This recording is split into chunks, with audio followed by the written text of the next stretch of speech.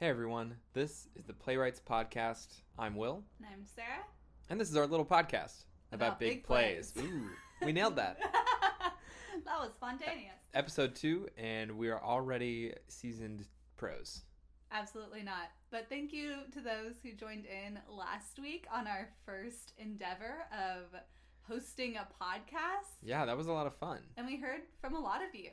Yeah, so we're really glad that you all enjoyed it and hope that you're back this week. And for any new listeners, welcome to the party. It seriously is just a big theatrical party. Truly, in this wild time, we're trying, you know? What do you mean this wild time? I don't know, the world is burning. Oh, yeah. Right. Yeah. Oh, gosh. All right. Well, Sarah, I mean, you had a big life event happen to you yesterday, right? I did. I graduated from my master's program in performing arts at Savannah College of Art and Design. Congrats. So, thank you so much. Yeah. Wow. So you're a master now, and you're a master of plays. You know, I don't claim to be, but I sure do love analyzing them. Yeah, good. And I think it lends some legitimacy to this podcast. We've got a person with the highest degree in the land. Well, no. Well, the highest degree, the highest degree in your field. Sure. Yeah. In acting, yeah. Yeah. So congrats. Thank you. And we're really happy for you here at the PlayWrights podcast. I appreciate the staff, that. all the staff is really excited. Mm-hmm. Amazing. I'm excited. Good. What are we talking about this week? What's on the docket? Well, we are talking about Betrayal by Harold Pinter. And I'm just going to start us off by giving us a little breakdown about Harold Pinter's life. Great. We'll have some pints with Pinter. Oh my gosh. Would you sit down and have a pint with Pinter? Yeah. But That'd also, be cool. He kind of scares me. Look, I've never looked at a photo. I actually don't know what he looks like, but he seems like he'd be very scary. Yeah. Well, he's just... His plays are about, like, I don't know, they're very depressing. Yeah. I mean, I don't know. Let's get started. Let's dive in. Let's dive in and see how scary he is, really. All right. So he is a Nobel Prize winner in literature. I was like, the Nobel Prize be like the Peace Prize? No. No. Same category, same thing, different category. Yes, different category. In 2005, and he's considered to be one of the most influential modern British dramatists with a writing career that spanned more than 50 years. Now, very accomplished guy. Right. He was born in October 10th, 1930, so he's a Libra. Shout out to all my Libras out there. And what does this mean? What does that mean for him? I don't know. I have some friends that are Libras. I'm going to give them a shout out. Gaines and Callie, they're my Libras. Cool. Yeah. They remind me of Pinter. Yeah, I guess. He was raised by British Jewish parents of Eastern European descent in Hackney, which is located in East London. At the age of 12, he did start writing poetry, and a few years later, some of it was published in Poetry London under the pseudonym Harold Pinter, rather than Harold Pinter, which I was like, that's kind of funny. It's almost like so close. Yeah, right? It's off. Like, yeah. If you were to see that and you knew Harold at the time, you'd be like, is that Harold's pseudonym? Is that you, Harold Pinter? It's so funny whenever anyone says the name Harold, I always think of Harold and the Purple Crayon. I always think of Harold Hill in Music Man. Oh, Harold and Kumar perhaps go to White Castle. No? I mean, you don't know. I don't think I think of Harold and the Purple Crayon. I love it. I think of Harold. Did you ever read that book? No. Oh my gosh. Wait. Maybe I did. It's this kid who has he has this like imaginary purple crayon. Maybe we'll do an episode on it. Oh no. So not good. A play. No, they did. They turned it into a play. Oh, it's a play. It's a little children's play. Oh. I've always wanted to be in it. I've always wanted to be Harold. Anyway, go ahead. Sorry. Talk to us about the Pint. The pseudonym Harold Pinter was because his aunt had convinced him that his family was Sephardic and had fled the Spanish Inquisition, meaning they were like Spanish Jews, and they fled the Spanish Inquisition. So he was scared because he thought his family was like in hiding. Oh, wow. And so if he used his last name, they would like find them or right. know that they're in London. Right, but they would not be able to find Harold Pinter because that man does not exist. Yes. And so, but later his second wife revealed to the public that was not the case. That was not true. It wasn't true that they were Spanish That they fled the Spanish Inquisition. Well, yeah, because you said they were Eastern European. Right. But, like, I don't know why the aunt freaked him out like that, but she kind of messed with his head. Well, that's very evident. Yeah. All right. His plays. Oh, my God. Okay. In grade school, he was a sprinter, a keen cricket player, and loved... Oh, he was a keen cricket player, was he? Yeah. He loved to play cricket. Loved playing cricket there, Harold. I heard he was a dynamite cricket player. Yeah. And he loved to act in school plays and write poetry. Oh, he was a theater nerd. He was a theater nerd. Cool. Can you believe? I cannot. Who's a theater nerd? Us. He attended the Royal Academy of Dramatic Art, but he hated school, missed most of his classes, and had a nervous breakdown, and then dropped out. Who does that? 1949. Who does that remind you of? Almost certainly me, but not. I went to all my classes and just cried in the classroom. Yeah. She went to all her classes and had nervous breakdowns anyway. Yeah. I'm just kidding. You didn't have nervous breakdowns. Well, who's to say? Ah. He then joined the new McMaster Repertory Company and played over a dozen roles. And then to supplement his career as an actor, I always think this is interesting because it's like, what jobs do you have? Because acting doesn't pay anything.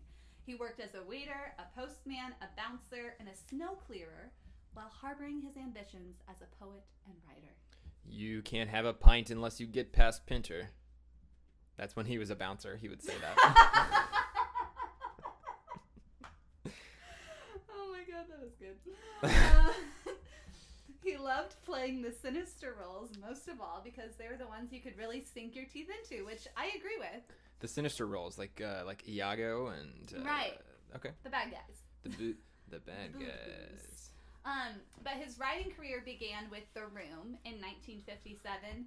He told his friend Henry Wolfe about the idea that he had for the play, and Henry was like, dude, you should write it, and I want to direct it in fulfillment of a requirement of postgraduate work.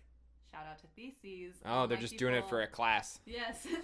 Pinter wrote the play in 3 days. Wow. And it was a hit. It was described by a theater critic, Michael Billington, as a staggeringly confident debut, which attracted the attention of a young producer, Michael Codron, who decided to present Pinter's next play, The Birthday Party, at the Lyric Hammersmith in 1958, the following year, and then his career just took off from there. So, okay, so The Room was like a published play that went to like the West End or what? Or was it just produced like at a regional theater or whatever? I think it was produced at the university. Oh, okay. Okay, but like some theater critics heard about it or whatever. Yeah, okay, I cool. think they probably invited them. Gotcha. Now, Harry Hobson in the Sunday Times described Pinter's work as possessing the most original, disturbing, and arresting talent in theatrical London. Make note of his name. And that was early on, because Pinter did get mixed reviews, but there was a lot of people who were like, no, this is groundbreaking, and he's going to be around a while, and these plays are going to be continued to be produced. So. And they certainly were. Yeah. So his next play was The Birthday Party, which is one of his most famous. Right. Like one of his, Which I thought was like so interesting, because usually it takes like, it seems like playwrights take a while to get to their most famous work. Yeah. You know, like they have to go through like trials and like we all do. But but really... he was pretty set from a young age, it seems. Right. But he wasn't just a playwright. He was an actor and a director as well. Wow. One of his biggest acting debuts or like proudest moments was, I would imagine, he starred opposite Peter O'Toole in The Rouge Male in 1976. Cool. And then he played a drunk Irish journalist starring opposite Judi Dench and Jeremy Irons in Langrish, Go Down. Langrish? Cool. Yeah. Never. I don't know what that is. I don't know any of those, but I know those actors, and I was like, wow, well, they're incredible. That's pretty cool. Yeah. So he was a director as well. He was the National Theatre Associate Director in 1973, and he directed almost 50 productions there. Some of the ones that I recognized were Blithe Spirit by Noel Coward, 12 Angry Men by Reginald Rose, and The Next of Kin by John Hopkins. Wow. But he is most known as a playwright, obviously. Right. Yes, he's pretty good. He is pretty good. He is pretty good. He won the Tony Award for Best Play for The Homecoming. Okay. His writing style has entered the English language as an adjective, Pinteresque, although Pinter himself he didn't like the term and he thought it was meaningless. So if you describe a play as Pinteresque, Right. what does that mean? It's very bare bones sometimes, or because I know that's what it's like with this play with Betrayal. I think he really like highlighted the importance of subtext. Yes. Through his what is also the next kind of term is called a Pinter pause. And so I think it's plays that have Pinter pauses, or when you try to implement that into other works, it's like, oh, we want to do this Pinteresque. Got it. With the pauses. But a Pinter pause is a radical device that Pinter frequently incorporated into his plays.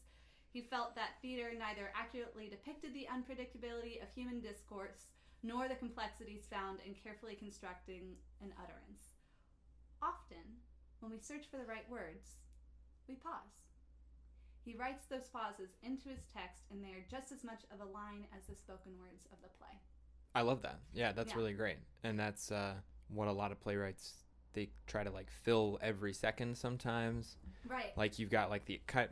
Would you say that the opposite of the Pinter pause is Mammoth speak? No, I would say almost the opposite is like Annie Baker dashes. Like now the more common. Oh, like they're overlapping, not listening. Well, Mammoth overlaps, right? Quite a bit. Yeah, I guess. I don't know if we had to compare two made-up adjectives. Would Pinteresque and be opposites? Anyway, it doesn't matter. No, I think it's interesting. Yeah, I can see that. Okay. I don't like Mammoth very much, but you don't like Mammoth? We'll have to do a Mammoth play. And hear Sarah scream. Some of his plays, like The Homecoming and The Birthday Party, border on the absurd, kind of like Will was talking about, and are considered comedies of menace. But that's how what's a comedy of menace is. It's like someone goes like and then someone laughs at it. Yeah. Yeah. Nice. You nailed it. But Betrayal falls under the category of Pinter's memory plays. Really? Which are that's interesting. I would not have thought of it as a memory play. I mean, it goes in reverse order, but interesting. Well, okay. I like that. Yeah. Memories plays are moments in his own life that he reflects on and explores the complex ambiguities and other quicksand-like characteristics of his memory. Okay. So, like, when you first said memory play, I thought it was like Glass Menagerie is a memory play. Or, well, actually, no, that's because it's based on his own life. Yeah. Well, Pinter, this is a memory play for him. Got it. Because it is based off of his life. For 7 years, from 1962 to 1969, Pinter was engaged in a clandestine affair with BBC TV presenter and journalist Joan Bakewell, which inspired How did she have like really good cakes that she made and she baked well? No, keep going. Well, she probably had like really good like cookies and biscuits as well. I don't know. Oh my gosh. And but throughout that period and beyond, he had an affair with also an American socialite whom he nicknamed Cleopatra. So he was a bit of a ladies' man. I'll say he was a player. Yeah, was he married? Known as a player. Was he married at this time, or was it just? He was married. I forget his wife. And he just had these extramarital affairs with Cleopatra and a baker. Yeah. Wow. Sure. This relationship was another secret that he kept from both his wife and Bakewell. So he cheated. He cheated on the mistress. And on the mistress. Yeah. And initially, Betrayal was thought to be a response to his later affair with historian Antonia Fraser, the wife of Hugh Fraser, and Pinter's marital Am I supposed to know crack-up. who Hugh Fraser is? Yeah. Who's Hugh Fraser? Hugh Fraser is an English actor, director, and author. So he Still was don't known know around who he the is. theater world. Okay, gotcha. Basically. So he They're was all in the public eye. Right, and he actually got the flat, which is talked about with Antonia. Wow. Later. Yeah, so he had like a lot of affairs. He was definitely, and he was like known to be a ladies' man. Like everyone was like, yeah, Pinter loves women and he loves hitting on them and hitting it off with them. Was he good looking? I mean, he's not my cup of tea, but like I said, I don't actually know what he looks like. Maybe I'll look him up. Do it. But he kept performing despite all of that going on, and also he had liver cancer. That doesn't sound good. I know, it was not. He had it for a while. And so, in fact, his last performance was in 2006, where he played the title character in Samuel Beckett's Craps last tape, which was only 2 years before he died. What year did he die? 2008. Thanks for asking. On December 31st. Not too long ago. Yeah. Yeah, honestly. So he had a good long. I mean, he was pretty old. He was Oh my 76 or Yeah. 78. He was born in 1930. I was born in 1947. Oh, 1947. Okay. Yeah, no, I'm looking. He was born in 1930. I'm so sorry. No worries. He had a long life. I was listening. Yeah, good job, dude. I'm looking at a picture of Harold Pinter right now, and he is the most British man from the 70s you might ever encounter. He's very British hot looking. In his younger years. In his younger years, he's not bad looking. He's got the very 70s style. Looks very British. In his older years, whatever. He looks like an old British guy. I don't know. What do you want? He did pass away on December 31st, 2008, and at the funeral, his widow... Never got to see the ball drop one last time. Dying on New Year's Eve. At the funeral, his widow, Antonia Fraser, stepped forward to his grave and quoted Horatio's speech after the death of Hamlet and said, "Wow, this is... Good night, sweet prince, and the flights of angels sing thee to thy rest." Would you want someone to quote Hamlet at your funeral? He was a play guy. They were all like play people. Why? I know. I think Shakespeare is beautiful and writes the most beautiful language. True. Do you think History Pinter of would the have wanted world. someone to quote his own play at his funeral? I'm just kidding. I don't know. No. But the Theater Marquis on Broadway dimmed their lights for a minute in tribute during the funeral. A fitting end. Yes. That's good. So he gets one of the very few dim the lights on Broadway. Not very many people get that. Yeah, exactly. Yeah.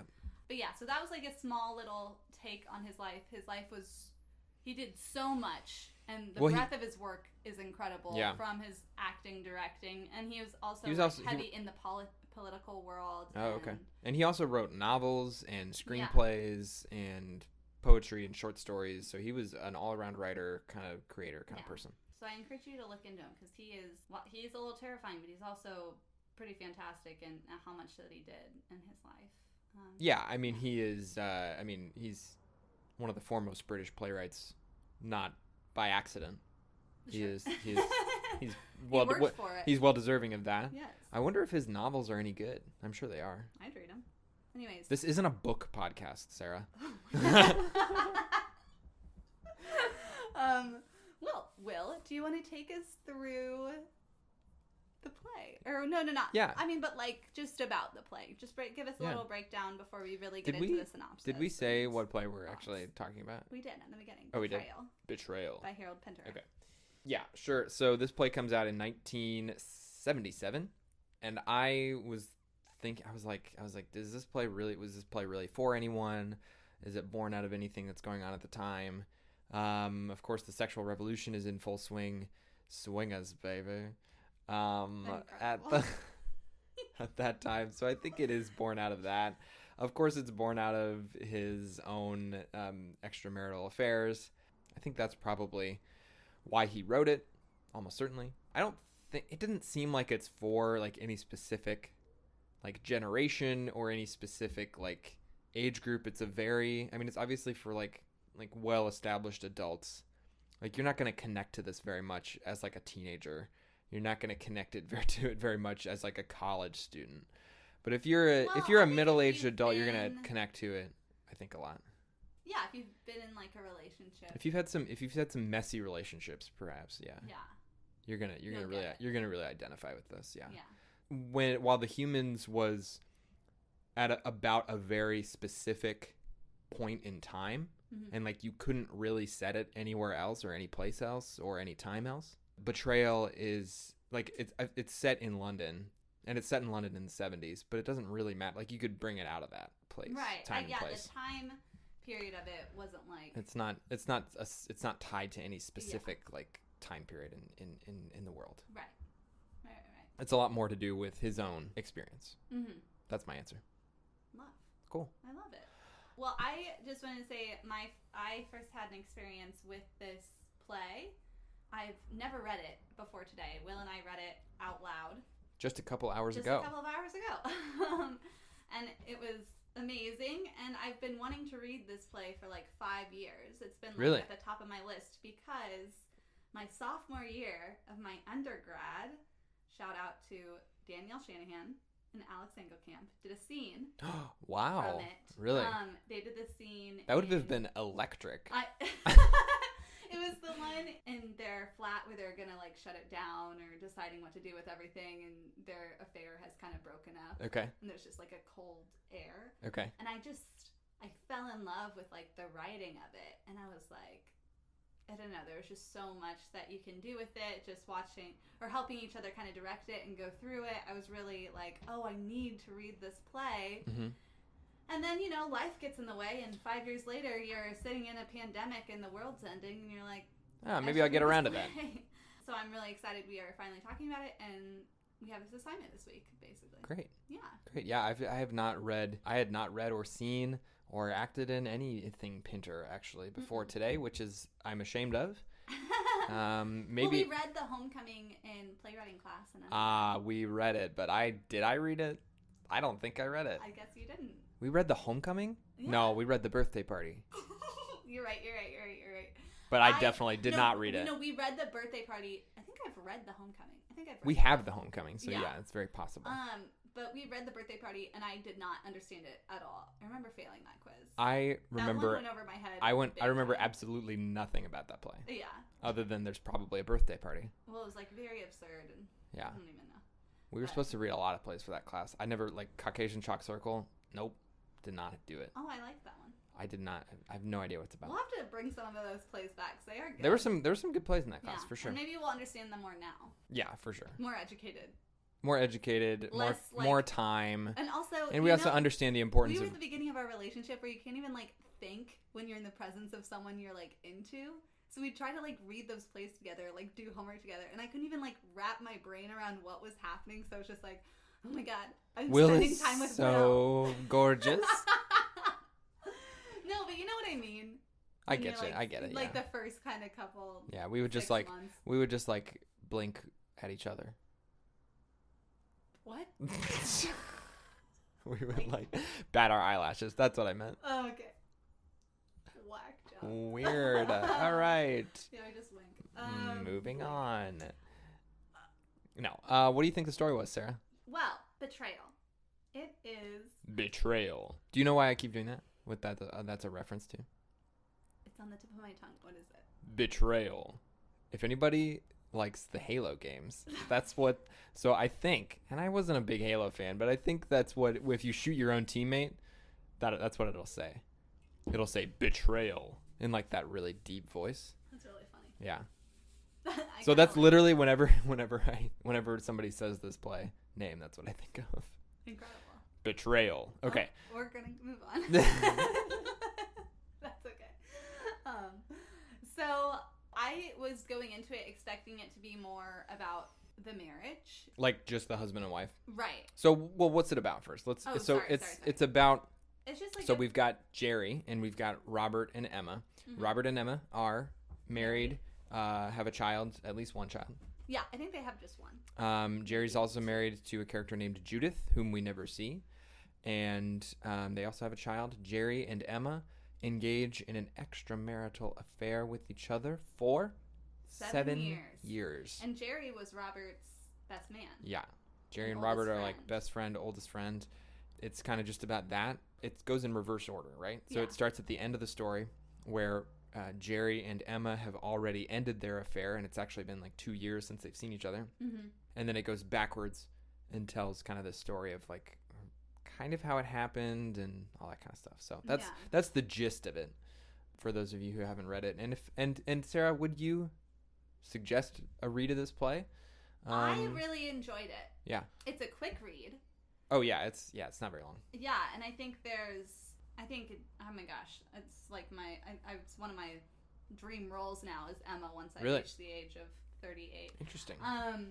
But it is, I think it's just very poignant, and it leaves you asking a lot of questions, and I think it analyzes human behavior well, because it isn't as confrontational as you might expect in a play about extramarital affairs, why did you sleep with him, all this stuff. It's no, there's hardly any emotion in it. Well, it's just so fascinating because these characters push it down, or they just say it so simply, and there's so much that they don't say to each other, And I don't know, I would just love to see it on stage. I would love to, like, be in it as an actor, and really, there's a lot to sink your teeth into, I think. Like... Yes. A lot of subtext. There's a lot of choices you have to make as an actor because, like, Pinter allows so much room for that. Yeah, we were talking about this before where it's like, I would be hard-pressed to, like, say anything. Like, I can't, like, give you any characteristics of the characters, really. And, like, I don't know what Emma is like. I just know that she had an affair with this guy and by the end of the play is having an affair with another guy. I don't know anything about Jerry other than he betrays his best friend and his wife. And, you know, like, I can't, like, name, like, is he, like, a happy-go-lucky guy? Is right, he... well, but I think by his can't... actions... I was going into this where I think the actions that they do for, like, one another, like, Robert not yelling at Emma about her, not confronting Jerry that he knows about it, like, all of those tell you about what type of person they are. Sure. You know? And so I think that's like really interesting and really fun to create because it's not just laid out where it's like, yeah, she's a housewife and actually, well, I mean, they're both all into art, but like, and literature. There's so many like secret jabs in it that the other character doesn't know is happening, but the character who does know the information is giving. And so you kind of have to work through it as an audience of like, how much does this person know at this given state of time? So it's kind of like a mystery. It is a very active play where it is asking you to figure out like, okay, yeah, exactly. Like who knows what information and what are they going to say in this scene that what new information are we going to get in this scene? Right. How are they going to react? Because there's like little hints of it along the way. Like one of the big revelations in the first scene is that now Emma has told her husband Robert that she has had this affair with Jerry. Mm-hmm. And Jerry didn't know that she had told him that. Because she lies and she says, "Yeah, I told him about it last night." When really it was 4 years ago. Yeah, so one of the I think that is, you want to talk about that a little bit more, like how Robert goes through 4 years of his life interacting with his best friend, knowing that his best friend has been cheating on his wife with him. That's why I think Wait, Robert... no, that came out wrong. Knowing that whatever, you know what I mean. And so that inaction by Robert, why does he not say anything? That's where I was like, Robert actions confuse me the most. And I'd be the most intrigued to watch someone be Robert because of that. Because, like, I'm like, how do you do that as a person? Just let it go with your best friend and act like everything's normal and do some secret jabs every now and then that you know that you're kind of insulting him with or kind of almost cluing him in on, but not explicitly. There's this one part where he's like, oh yeah, you and Emma that's what you guys have in common. You love literature. Yeah, it just really entices her. So it's almost like the literature is Jerry in Robert's mind of like, she's totally enthralled by Jerry and that world. Yeah. But Jerry just thinks they're talking about literature and Emma liking it. I guess that comes from Robert. He's okay with like the status quo. Like he is not one to like go out and rock the boat. Well, he has had extramarital affairs for quite a bit too. So he's kind of like to Emma. He's like, yeah, that's fair that you've been cheating on me because I've been cheating on you. So what's the difference? Question. Was it after he found out that she was cheating on him? Or was it before? Because I think it could be after. I think it makes more sense that it was just they overlapped. But that's what, as an actor, that's what I would choose. I don't know if it specifies in the script. I think she just says, for years, he's been cheating on me. Not with one woman, but with several. Right, but that's 4 years after he knows. Right. I don't know, but I think that almost would make Robert a little bit more human, in my mind, is if it was out of, like, retaliation of finding out. So even though keeping the status quo, but he's like, oh, if that's how we're going to do things. If that's how it's going to be, right. We're going to play by we're going to play by our own rules. Yeah. Then like I'll do what you're doing. Right. And it's fair. But he also doesn't seem to like love Emma that much. Yeah. Like he just like is just like, yeah, whatever. Like, I don't know, she's my wife, but it doesn't matter. Like he doesn't go like, I guess I was expecting this play has like almost like there's so much confrontation in it, but there's almost none at the same time. Like nobody ever yells at each other. There's not like this big like climactic like you would think that this would be like there'd be like a crime of passion in this play, because one of the guys would get mad at the other guy and like kill him or I don't know, like strangle him, whatever. But there's not. There's just like, and that's the point of it, is that it is very stripped down. It is that like the audience knows at the beginning what has happened. Well, right. And it's Pinter like, lays it out, and then the rest of it just kind of unfolds, and Pinter is kind of saying that like life is meaningless, nothing matters. No, I think that's what he's trying to say, and that's... I mean, I don't think so. I mean, 1 in 2 marriages ends in divorce. Affairs are a lot more common than people think. Like, so I think it's more just kind of exposing that kind of normalcy of affairs. Like, they happen. Every person in this play has an affair, including Judith. Including Judith. What about the waiter, With the though? woman. Maybe the waiter. We'll get to the waiter. I'm very intrigued by the waiter. I'm so excited to cast him. Or her. I didn't. You didn't cast the waiter? Oh, no. Look, everybody who hasn't read it, there's 3 main characters who are in every single scene, basically.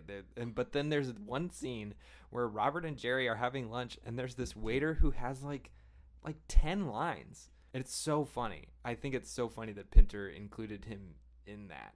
It's so weird. Well, it's just like, because there's so much that they're about to say, or you think like, yeah, and the waiter like keeps... Robert gonna tell Jerry that he knows, because it's a scene right after Robert finds out, and so you're like, is he gonna tell him? And then this waiter keeps being like, Bianco. Yeah, he's like an Italian waiter. Yeah, Something. who's like bringing him wine and stuff. I don't know why I chose a tequila, but is that what I chose? I don't even know. I think it's just wine. I know, but I said Bianco Cuervo. Oh, like Jose Cuervo. Yeah. Oh, okay.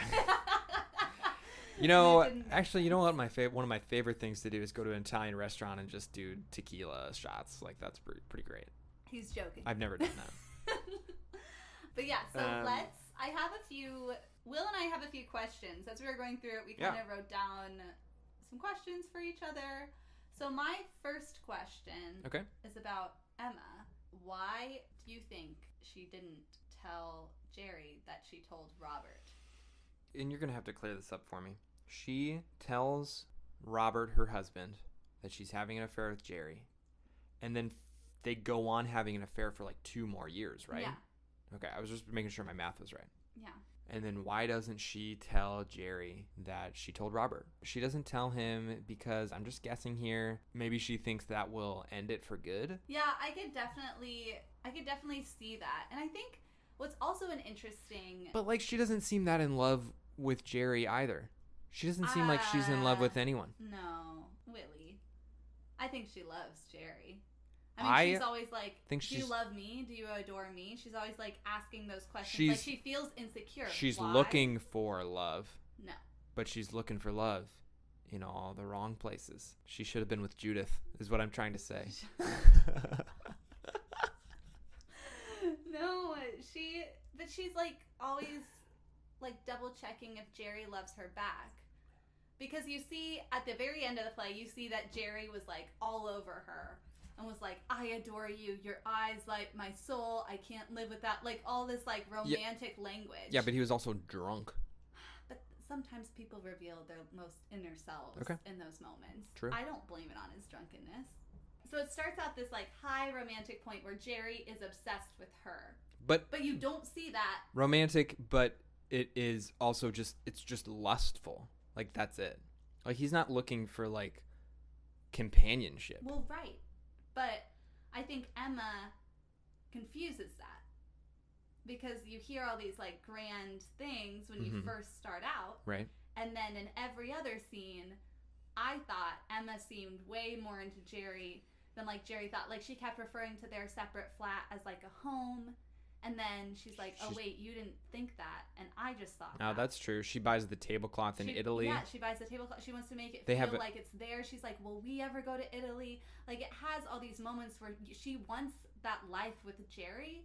And Jerry, yeah, you're right. I think just lust after her and didn't feel like that. And never wanted to pursue that. Like, he's like, yeah, Judith's fine, but he's not going to, like, leave her. Yeah, I guess that's my other question is why don't they just leave their respective spouses and be together? But it's because Jerry doesn't want to.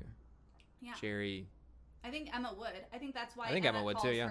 him up once her and Robert are getting divorced at the beginning of the play, when you realize, like, oh yeah, we talked last night, we're going to separate, and then I called you up to talk after 2 years.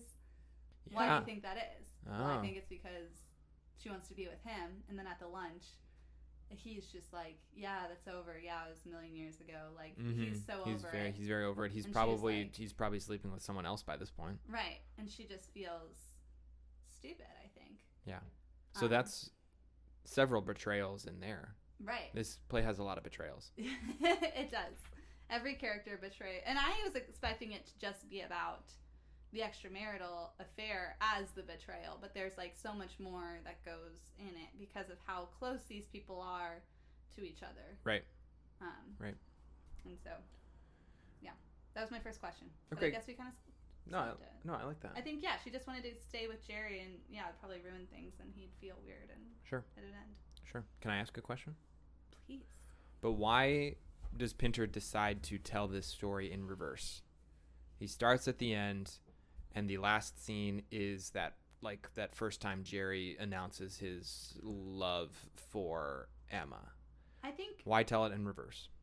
I think if you started with that, then you become much more empathetic to these people. Okay. Because it's like such a romantic kind of beginning, or you hear all of Jerry's feelings, and like they have that moment, and you feel that like heat between them, and it feels forbidden, but like you're into it. Yeah. But then when it happens at the end, you're like, oh, but I know what it's going to turn into.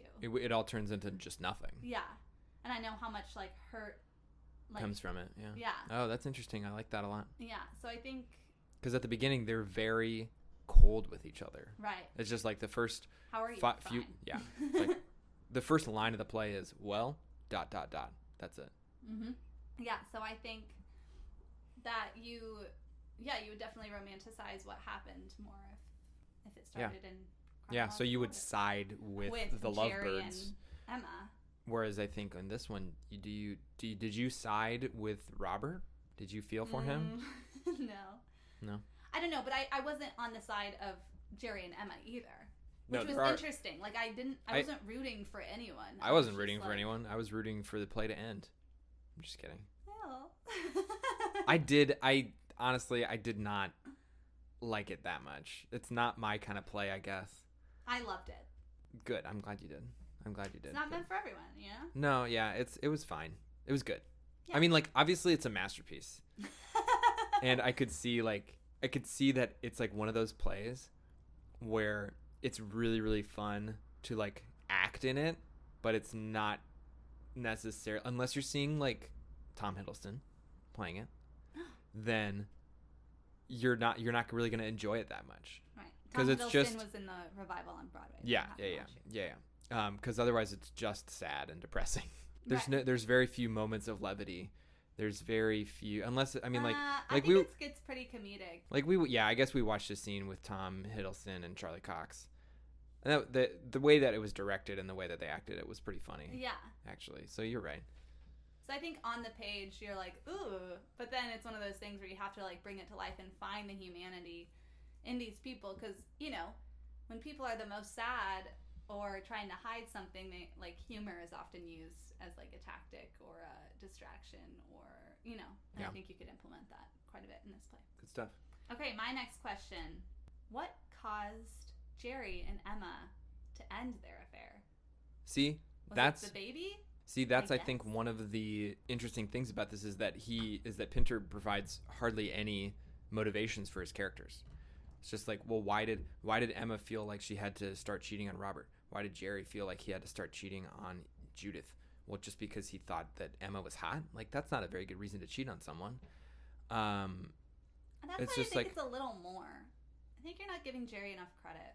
I don't know. Having read that scene, it just seems like Jerry thinks Emma is hot, and then it turns into a 7-year affair, kind of accidentally. Yeah, but I think in the beginning it was like, the secretness of it, and like Yeah, but did Jerry mean for it?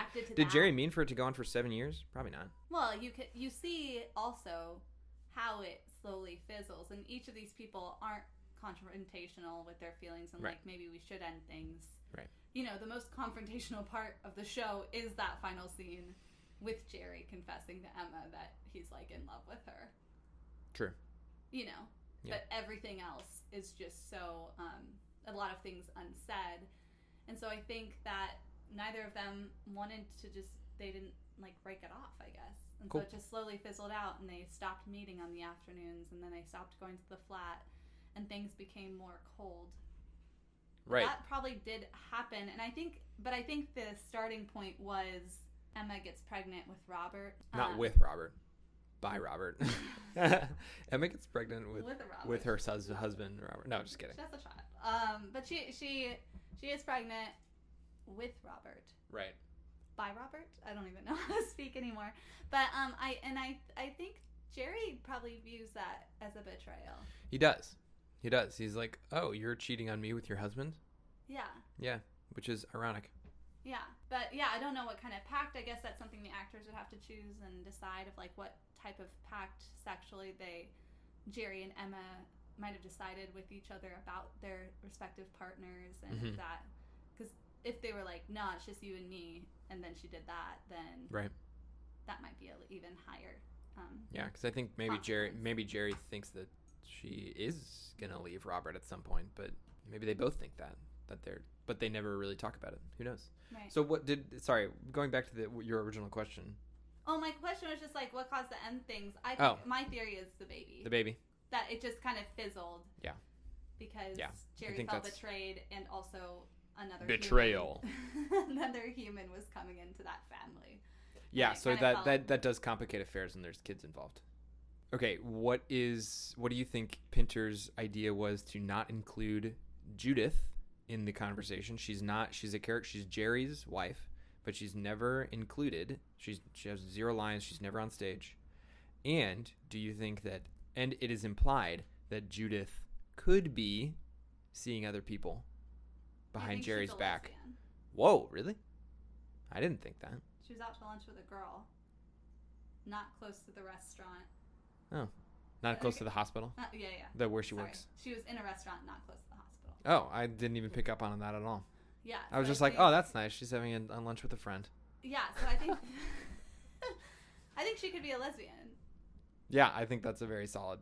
Yeah. I think that's also like a reason Jerry probably has like a strong partnership with her, and like a strong, like they've set up a strong kind of family dynamic of how to take care of the kids and how to get through life together. But yeah, Jerry wanted a more romantic sexual partner, and I think that's what he found in Emma. Great. Makes sense. Yeah. So Pinter not including her. Because also no, yeah, go ahead. Judith doesn't tell Jerry that she ran into Emma at the restaurant.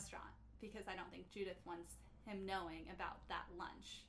Why? Right. Because it has more weight than just a friend. Cool. Yeah. So why does Pinter Why is she not in the play? Why is she not in the play? play? Does Pinter hate putting women in plays? I don't know. No, I'm just kidding. It's a big jump, but yeah, maybe. Always. Like, I don't think she needs to be in it. I think it works without her. I wonder if like an earlier draft had Judith in a scene. Yeah. It would be interesting. See Robert and Judith. Yeah, I guess. Judith and Emma. No, just like which scene? Yeah, like which scene? What would happen in a scene with Judith in it? If she's not involved in an affair with Robert, which wouldn't make sense. No, I just meant like, oh, they're both kind of scorned. Like, I wonder if both of them knew. Like, does Judith know about Jerry's affair with Emma? Oh, like Robert goes. Maybe a scene with Judith would be Robert goes and tells Judith. Right. But even like that is such kind of out of it's out of place for Robert. Yeah. Robert wouldn't do that. I guess the one scene I could see her being in is that lunch scene, of seeing that lunch scene with Emma. Yeah. And Judith, and just like, do you think Emma being caught off guard and feeling weird? Yeah. Do you think Judith is cheating on Jerry with the Italian waiter? I'm gonna ignore that. Okay. Cool. Just saying it's a possibility. No, but I think she's not in it because it almost makes Jerry more of a mystery until the end. Because if we saw Jerry and Judith together, then, you know, the audience can kind of be like, oh, well, I see why he's with Emma and not Judith, or, you know, like start taking sides or like making it weird. Yeah. Where like it almost feels like more of a mysteries. Like, oh yeah, I got a wife and kids at home, but whatever. I'm into Yeah. this. You know, so Yeah. it keeps, So it keeps would. that air about it. I think you would naturally side with Judith if you saw Right. her on stage and Right. you saw her being sympathetic. Yeah. Right. You're right. So I think it keeps. I don't that think tension Pinter wants alive. that. I think No. Pinter doesn't want a protagonist. Right. That's a good point. He doesn't want anyone. Yeah. Oh yeah, what 6 elements of Aristotle do you think? Which 2 does he use? I think he uses Diction. I was gonna say that or music. I forget which Diction one's which. is words. Diction is words. So Music is he melody. chooses his words very carefully. Yeah. They're Very economical. very economical. He does not have very long lines. There are a couple long monologues, but they're not that crazy long. And also, what's the point of it? You know, like, Sure. you really have to kind of, like, because most of the time there's stories. They're like, oh, yeah, I did this yesterday, and then this happened. And, Right. Yeah, you know. Right. He uses character, but very economically. He uses plot a lot. But it's also not a complex plot. It's very simple. Yeah. There's I no- think it's centered around that plot. So I would say plot and diction. Yeah. Because plot is kind of the guiding through line of what Of keeps any. you. Sure. Right, but well, not of anything, because, you know, you have absurdism and, I guess. yeah. That's true. I think that's what he uses. Okay. Good. All right, my next question is Jerry cheating on Emma in America? Oh, 100%. Little one-night stands here and there? Yeah. Or does he have, like, a real, like... Well, I don't think he goes to America that much, does he? He travels a lot. Right. He is not necessarily going to the same place each time. I think it's mostly America. Really? They bring that up quite a bit. But New York, I guess, specifically. In America, yeah. Well, there's a lot of cities in America. He could go to L.A., too. He's probably got a little sweetie in New York, No. L.A., But Chicago. I think that's the only way I can reason when she was... I thought one of the most interesting stage pictures in it is when Jerry's about to go to America and he's at a dinner with Robert and Emma and he leaves. And at this point, Robert knows that Jerry and Emma are sleeping together and are lovers. Right.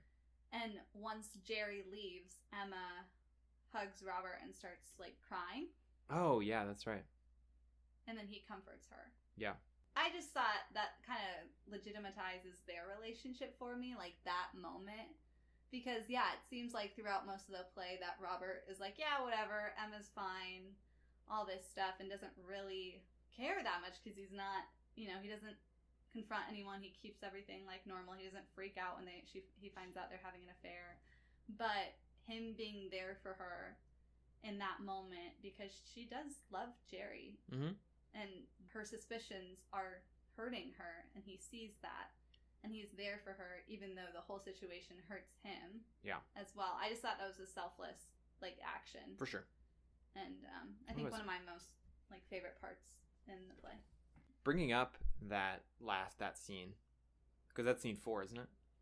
Yeah, they're 5. I think it's 4, because in the beginning it says this play should be done without an intermission. But if you have to have one, have it after scene 4. And I agree that this play, it doesn't need an intermission. It's not very long. It's hour 20, hour 30 maybe. Zips. Yeah, it zips. But I thought that was interesting. Sorry, our cat just, like, opened the door, like, by himself. He was a velociraptor from Jurassic Park. Can you come in? All right, he's being very hot and cold as usual. Oh, Harvey. He just wanted to check if we were still here. He's like, "You guys good?" He'll be our guest on the next one. Also, does Robert hit Emma? He says it. Yeah, that was a He little says bit dated. He says I hit her just to get some anger out or something like that. He's like, I've only done it a couple times. And it feels kind of out of the context of what they're talking about. Yeah, it was weird. So I'm just like, obviously, like, I don't know. Once I heard that, Something I was that, like, oh, no, Robert, I don't like you, and I don't want you to be with Emma, and I get why she wants to leave it's you. also, right, and it's also just like, it never comes up again. Right. That was the only part of the play that felt dated. Well, husbands still hit their wives. Well, no, of course. I'm not saying that. But, like, for people to openly talk about it socially and be like, and have it be an acceptable conversation between two men of like, yeah, I hit her around, but I still love her. Is that in scene 2, right? Yeah. So that's after he's going to leave her anyway. Right.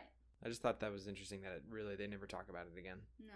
Yeah. I know, it felt very aggressive and out of nowhere. Right. That made me really hate Robert, and it was hard to, like, see around that or try to find something, because I just got turned off, or to feel sorry for him, you know? Right. But maybe that's the point. Like, Pinter doesn't Nobody's want us feeling sorry for these Nobody's people. a hero. Yeah. Nobody's a no hero. one's a protag. Yeah. Shall we? I want to give one of my favorite lines in this. Little favorite line moment. It's actually from Robert. So it's the scene where he finds out that Emma and Jerry are having an affair. He goes to the bank, and there's a letter. There's a letter from Jerry to Emma. Is it like a telegram? No, it's not. I guess. I don't know. But Robert, they're on vacation. Yes. That's why it's at this place. Right. So they're in Italy. They're about to go to Torcello or something. A place where they fell in love. Their love strengthened like the first 6 months of their marriage. It was like one of their happiest times together, Robert and Emma. Right. So I don't know if Robert's trying to like rekindle that or something. Things have been kind of cold. I don't know. Because he keeps asking, he's like, hey, are you excited for this? Because, like, remember when we did it? And she's just like, yeah, man. And she's like, I'm reading this book by Spink. And he's like, oh, that's Jerry's guy. Because Jerry tries to find authors. And yeah, Jerry's a literary agent. Yeah. So you can already see Robert's kind of on erratic behavior a little bit in this scene. Because he's kind of conducting the conversation a little bit more aggressively. Well, he is. I mean, like, if a man your best friend sends a letter to your wife. On vacation. A little bit of a red flag. Right. Robert, the post place, asks him, like, hey, do you want to take this letter? And Robert looked at it. He saw it was Jerry's handwriting, and he said, no. And he gave it back. Would you have taken the letter? Oh, 100%. I'm a psycho. Of course I would have. I would have taken it, too. You're not a psycho. I would have taken it. Honestly, respect. Yeah, thrown it in a canal in Venice. Yeah. So that's what he says. And then I would have sent it halfway to Siberia. So then he gives this monologue to Emma about this story. He's like, oh, yeah, did you get that letter? I heard you got a letter. You must have picked it up when you went shopping yesterday, right? And she's like, yeah. And then he goes on this whole thing. He said, that's what stopped me from taking it, by the way, and bringing it to you. The thought that I could very easily be a total stranger. So he was saying that, like, in Italy, if they have the same last name, they're like, oh, yeah, you're probably related to them. Here's a letter. You can take it to them. And that's why they offered it to him. And he thought that was so wild. But then he kind of equivalates it to, like, we could be total strangers. And, like, I just thought that was kind of a beautiful way to interpret that whole situation, because that's what he feels like from her right now. Because he kind of assumes that they are lovers. That they are lovers and that she's living this secret life without him. So in a way, she is a total stranger to him. Right. And then that's when Emma finally admits it was from Jerry. We're lovers. And he was like, yep. Yep. Gotcha. Knew that. Yeah. I've always liked him rather more than I've liked you. Maybe I should have had an affair with him myself. Honestly, that's a line that was telling, because like Robert doesn't really like Emma that much. He's just not that in love with her. He could take her or leave her. She's the mother of his children.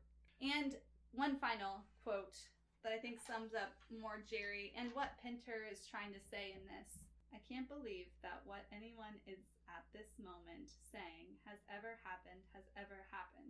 Nothing has ever happened. Nothing. This is the only thing that has ever happened. So that's part of, like, he has a very long monologue confessing his love to Emma right at the end.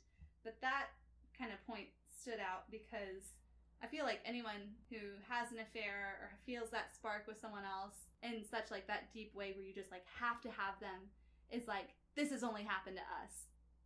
And it's never happened before. And that's what you kind of hold on to. When it's actually very cliche. Right. It happens literally to everyone every who's day. Had an affair or, like, fallen in love, basically. Yep. Yeah. So I think that's why Pinter put it in almost, like, facetiously. Pinter is also saying, because Pinter is a very big believer in that, like, nothing matters and, like, the universe is meaningless and we're all gonna be dust. Okay, shall we get into our favorite segment? Let's cast the freaking play. Let's cast the freaking play, man. All right, are you ready? Do you want me to go first? I've got a couple. What role are we going with first? I thought, because these characters, this was a hard cast to cast, because these characters are so. There's hardly anything that is unique about them. Right. I tried to go with more ages and just good actors. Yeah. It gives no specific, like, physical descriptions. It gives nothing. These people could be anybody, but the men are both 40 and Emma is 38. That's really all it says. So I figured it'd be really funny to have some pop culture subtext with these. Let me give you a couple of casts that I thought of that would add a really crazy layer to this play. Give it to us. Here we go. I'm very intrigued. I'm pumped. We've got Robert as Robert Pattinson, Emma, Kristen Stewart, Jerry, Taylor Lautner. The Twilight cast reunites. Sarah's shaking her head. Okay. You don't like that one? Well, how about this one? Robert, Rupert Grint, Jerry, Daniel Radcliffe, Emma Watson. No? I'm about to leave this podcast. No? Crazy. What about Andrew Scott, Jerry, Martin Freeman, Robert, Benedict Cumberbatch, Emma. That one wins. That one wins? I would see that so hard. I would see that very hard. I love each of those actors so deeply. What about Oscar Isaac, Jerry, Daisy Ridley, Robert? I'm already rejecting this. Daisy Ridley, Robert. Because guess what? And John Boyega as Emma. Those three people aren't even a trio. They're not even a trio. Star Wars ruined it. Star Wars is fake. Real cast, though. Sorry. I just had to get those in there. Had to get those off my chest. But honestly, let's make Andrew Scott and Martin Freeman, Benedict Cumberbatch Betrayal happen. Please, thank you. Okay, let's go. I guess we'll go with Robert first. Great. My Robert is Cillian Murphy from Peaky Blinders. And from, he's an Irish guy. He is probably best known for Peaky Blinders. But he was also Batman Begins as Scarecrow. Oh, okay. Great actor. Kind of spooky looking. Yeah. That's my theme is spooky. Yeah. He's got a very weird look. Yeah, okay. Strong jaw. Great. Yeah. I chose Jeremy Strong. Jeremy Strong. Who's that? He is in Succession. Oh, okay. As the oldest son, Kendall Roy. And he's in The Big Short and The Gentleman, but he's this guy. Oh. As Robert. Yep. Is he British? No, he's not. See, I was going for only British actors. Okay. Maybe we should have laid background work before we... No, that's okay. I do think it is a play that you can't take because just the way it's written, they talk like British people. Right. So you have to get that accent in gear. Yeah, and British people don't like Americans faking British accents. They're not about it. Sure, I get that. But I totally respect if any British Australian actor does a good American accent or whatever. Well, British actors are just I'm impressed.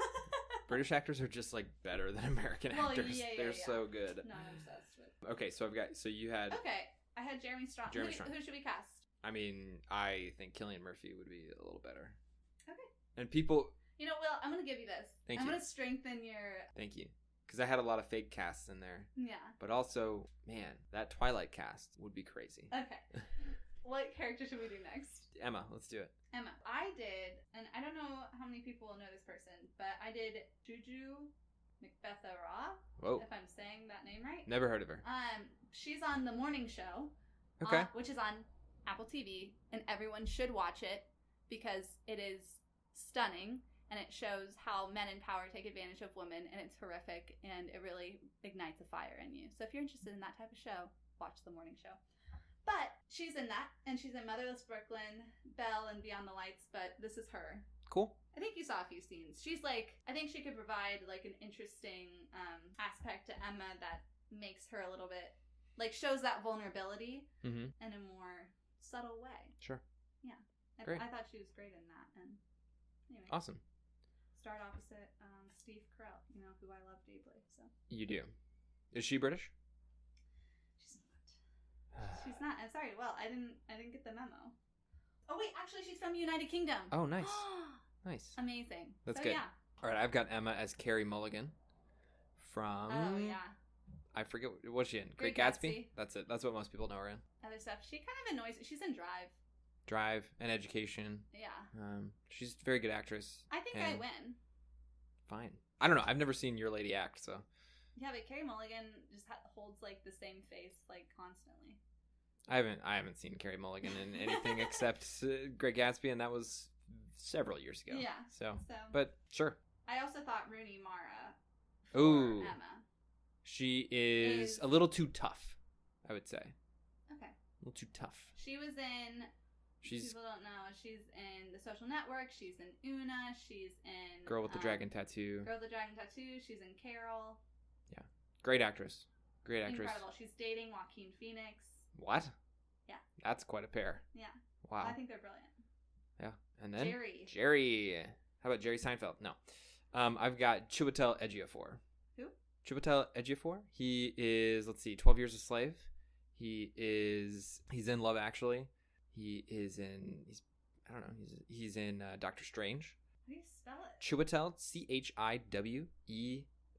Okay. Something. Okay. Yeah. I don't think I've ever need to see his movies. Yeah, he's a good actor. Oh, I've seen The Martian. Yeah, he's in The Martian. Yep. Love Actually. That's great. I chose Ryan Gosling. Oh my gosh. Shut up. He's so charming. He is. Of course he's charming. He's great. He's in Blue Valentine Drive, Blade Runner, La La Land, and I just think Jerry, I always feel for Ryan, even if he's playing like awful characters. He would be great. Like he would be brings great. like such a humanity and like you feel for them every time. Yeah. I'm not going to say he would do a bad job, but he's also not British. Will, I think you might take all 3 categories. Yes. This was hard because you can't like if there's a British actor who's in their early 40s, late 30s, they could play this role. Right. Like that's if they're good and yeah. Like it's there's really hardly any specifications. How about the Italian waiter? I didn't cast anyone. Who did Sarah? you cast? What age did you see them as? Well, I saw him as like early 30s. I'm gonna go that guy from the Lizzie McGuire movie who plays the pop star. I don't know what his name is. Paolo. No, that was no. It was a joke. It was a joke. But honestly, I don't know how they do that because when I've seen cast list of Betrayal, I only see the 3. Well, yeah, it's like Tom Hiddleston, Charlie Cox, and this guy who plays the waiter. It's like, okay. Where's the woman in here? Oh, I couldn't remember her name. Sorry. No, I'm just kidding. Okay, that's it. That's Betrayal. That's Betrayal. That's all our thoughts on it. It's I do suggest reading it. It is a quick read I guess in the States like you're not going to see it produced that much. Right. Because it's a British play and it really like if you read it they talk like British people so you have to. But I do think it's pretty spectacular and there's a lot that's unsaid and a lot that you kind of have to decide the story or you have to mull over what happened and I think that's always fun as an audience member and as an actor. So thanks for joining us on I feel like this was kind of like we just sputtered our feelings out and thoughts and Do you want to before we wrap it up, do you want to tell them what we're watching and what we're going to watch or Oh, right. What we are watching right now. What did we finish? We finished Run, which if you haven't started it, don't bother. It's not that good. Yeah, it was fine. It was fine. I wouldn't recommend it honestly. It's on HBO. So we finished that. We are watching Season 1. Space Force, which is great, and also I think it's pretty good so far. Yeah, I'm excited to see where it goes. Yeah, and I feel like there was The Great is pretty good. I would recommend that if you've got Hulu. It's a pretty good one. If you ever need to calm down, I still suggest Great British Baking Show. How do you like that flower? Do you like that flower competition show on Netflix? Oh yeah, there's a new basically flower competition. Basically it's Great British Baking Show but for floral arrangements. And honestly, it's a little more painful to sit through. We were just drawing during it, and I was like, this feels a little long. Oh, but if you want, on Netflix, I've liked watching it.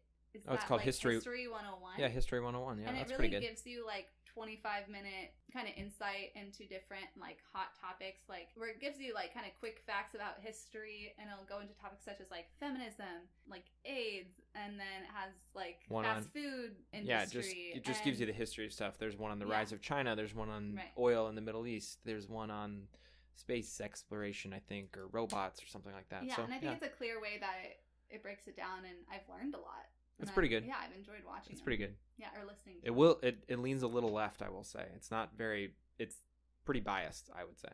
Really? Yeah. Because I thought it needed to be more hard-hitting about some topics. I think it could toe the line a little bit more, just in the middle. But I would say it's left-leaning. I don't agree with that. Sweet. Well, thanks for joining us this week, guys. We look forward to hear your thoughts, your criticisms. We got both, so really just keep them coming. Yeah. Yeah, honestly. And thanks for listening. Yeah. And what do we read next week? Next week, we are reading True West. Oh, yeah. By Sam Shepard. And we've got a special guest coming on. We've got a special guest, which we will reveal. Ooh. later this week. Ooh, that's fun. Yeah. All right. I just made that up now. All right. Stay but tuned. I do love this person very much, so I'm excited. It's Amazing. Harvey the cat. No, just kidding. All right. Catch you next time, guys, and thanks for listening.